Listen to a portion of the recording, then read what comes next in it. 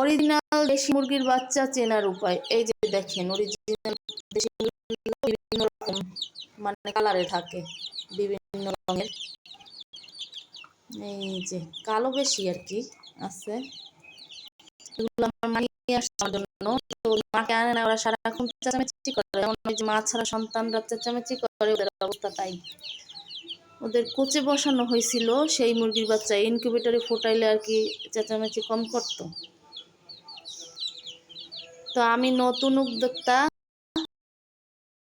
করছি, মুরগি পালতে পারতেছি না, বারবার মারা যাইতেছে, কিন্তু তবু হার মানতেছি না, একবার না একবার সফল হব ইনশাল্লাহ, চেষ্টা করে যাচ্ছি। কতগুলো ওগুলো মারা গেছে, এখন মাত্র 2টা আছে। তো দেখি আস্তে আস্তে হবে ইনশাল্লাহ, চেষ্টা করে দেখি। এই যে ভাতগুলোরে পাড়াই একেবারে মানে কি করছে, অবস্থা খারাপ অবস্থা করে ফেলছে। ওরা আসলে ওই যে ব্রয়লার আদার ওইটা খাইতে খুব ভালো লাগে ওদের কাছে, ওইটাই খায়। তো সবাই আমার জন্য দোয়া করবেন। আর এই যে আমার নতুন একটা আর কি, এটা হচ্ছে ইউটিউব চ্যানেল, এটাকে একটু সাবস্ক্রাইব করে দিবেন, আর লাইক কমেন্ট করে দিবেন, আর ফলো বাটনটা ক্লিক করে রাখবেন। তো সবাই ভালো থাকবেন, আল্লাহ হাফেজ।